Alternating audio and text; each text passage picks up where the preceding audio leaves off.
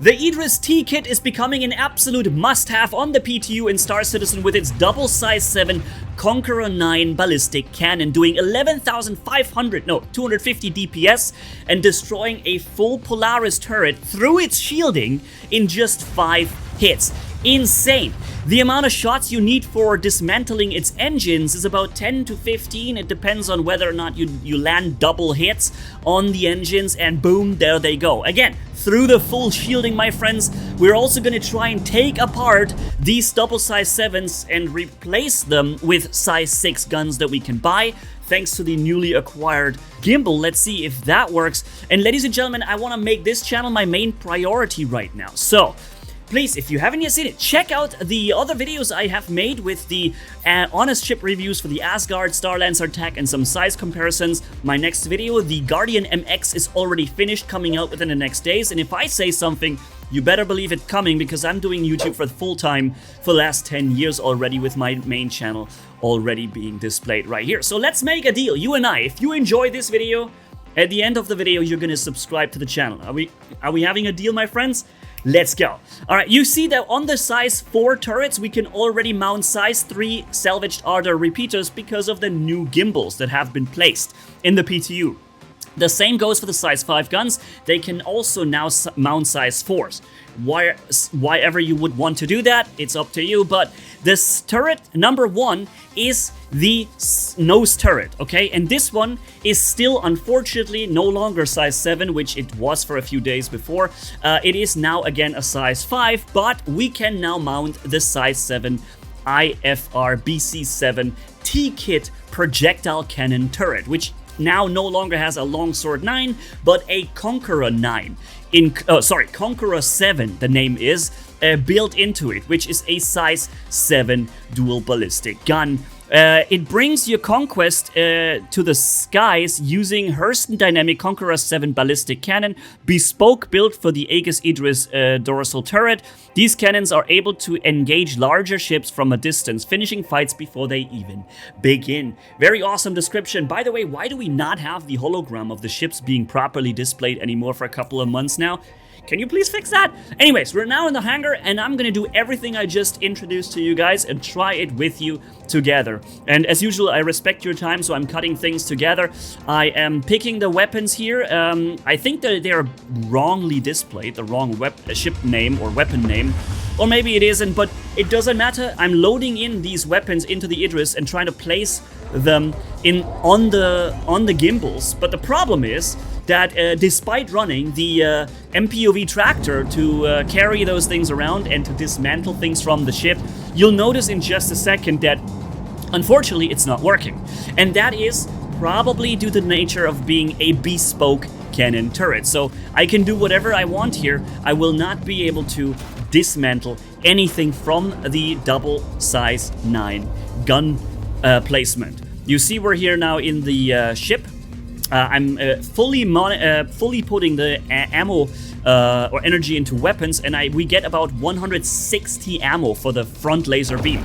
You can get that even higher if you remove other weapons, energy weapons from the IDRIS, or replace them with projectile-based weapons. Then you have even more ammo capacity available for your Hurston Dynamic Exodus laser beam. So very interesting. That allows you to fire for, what, 3 minutes in altogether, or even longer? Crazy, right? With 15,000 DPS or whatever that does, 14,000, insane. But here we are now, finally in the Conqueror 7, an actually working turret. The aiming is working, the targeting computer works. The turrets have been buffed in their mobility and are now able to turn much faster. I'm going to show you the stats of buffed statistics in just a second, but you see the firing is a lot of fun. It sounds powerful, and it is powerful as well. It now takes a decent amount of shots before the weapon will overheat, which is something that you're also going to see. Now, I've unlocked the ship ports, as you can see here. So we're leaving the pilot seat, going down into the MPOV tractor, and as I've said, trying to fly over there and getting those weapons unmounted or mounted off of the thing. But unfortunately, as you see here, it is absolutely not working. I can do whatever I want. I will not get any connection to the weapon. However, if I fly to the other turrets, I can remove the PDCs, I can remove everything, but I can absolutely not remove neither the laser down below, the Exodus laser, nor the size 7 bespoke cannons above, which makes sense because they're bespoke. They're fixed mounted to the turret, right? So being able to, or trying to place those on the turret, unfortunately doesn't work, despite me trying it and loading them in. But would have been the wrong weapon anyways. But it seems I grabbed the wrong weapon from my station container. Instead of the 6, I grabbed the size 5s. But like I said, I even tried it in space. As you see here, I thought, maybe it's not working in the hangar. Maybe I just have to be out in space and try it there. So I try again here against the Exodus laser beam below. No way, can't do it.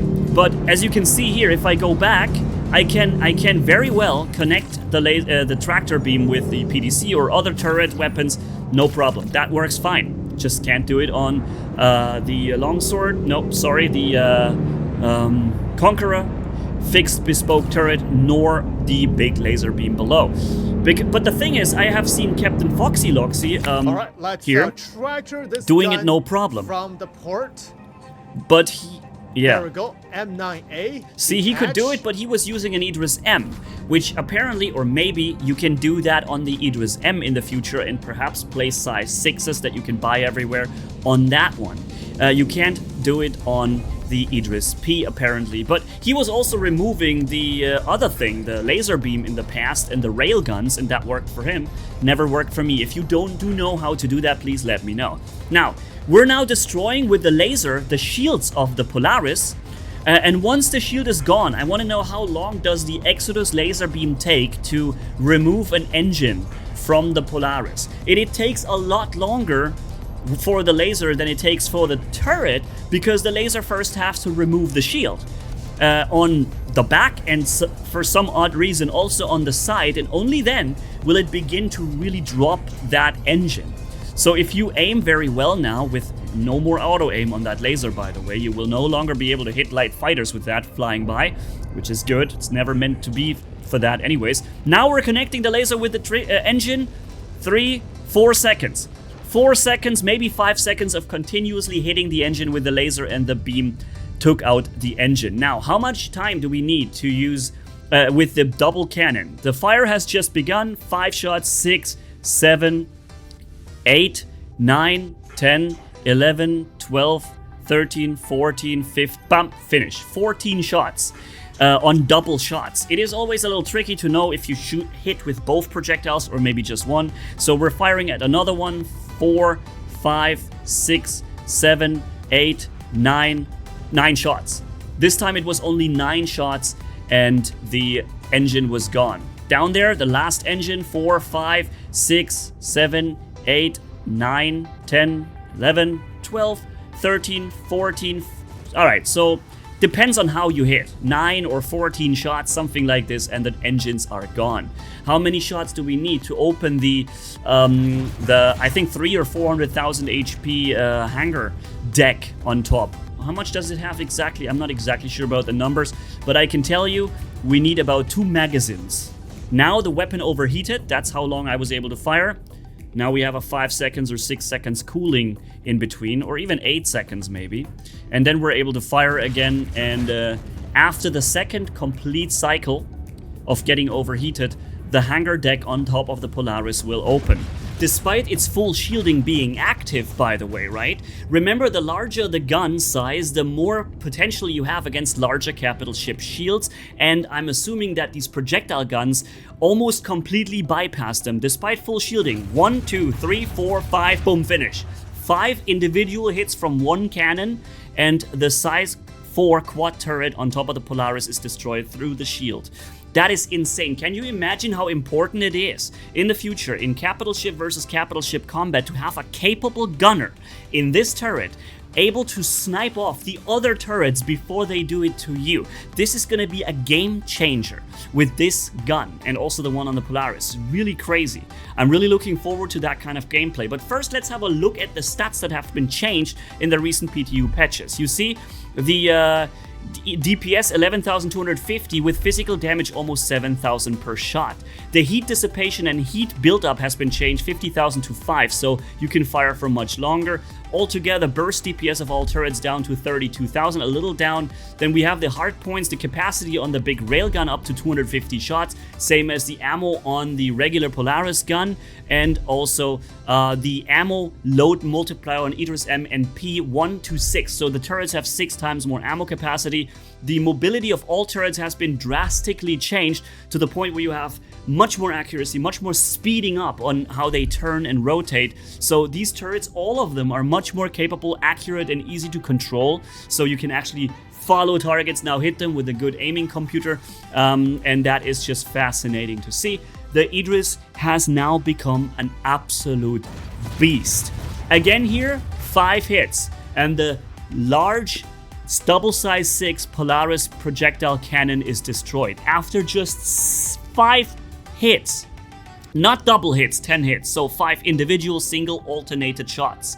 That is insane, my friends. That is absolute brutal. My friend even went over to the Polaris to check if the turrets are indeed no longer working, and they are indeed no longer working. Here I was hitting with one of my left shots, always that quad size 3 turret that comes out of the ship on the Polaris, boom, destroyed. One of the shots somehow, by the way, has made a visual glitch. It seems to be flying there forever. Then I emptied the last of the shots. There's about 300 shots in this, rounded to a full 100s. It's 300 shots basically in this turret. So you can run out of ammo here in 2-3 minutes, and that's it. So I'm heavily expecting an ammo change to come around for this gun as well. Similar to the Polaris, I got like 900 shots. I wouldn't be surprised if this higher fire rate size 7 here would end up with 1,200 shots in its magazine. In the future, you'll be able to carry around ammo boxes and manually reload, but you wouldn't want to do this every 1 minute or so of firing, right? That makes no sense. So I'm assuming 1,200 shots or so are easily possible with one of the upcoming patches in the PTU, and that we might see it. Of course, I do not know the number. It's just me guessing right now, but I'm pretty certain that we're gonna see a heavy ammo increase on that gun turret as well. And this is now becoming your main damage dealer, together with the Hurston Dynamic Exodus Laser Beam on the bottom. Here a little test to show you the comparison of the difference, how quick the turrets, the size 5s now move around, how the gimbal works, how flexible they now become. So what an amazing change. The IDRIS is an absolute beast now, super useful, and the craziest ship you can have with your friends now, seeing how much firepower is directed upwards with the turrets, right? Thank you guys for watching. Remember our deal: if you like that video, subscribe, stay tuned, and that MX Honest Review Guardian comes up very soon, so see you around. Manni signing off. Bye bye, my friends.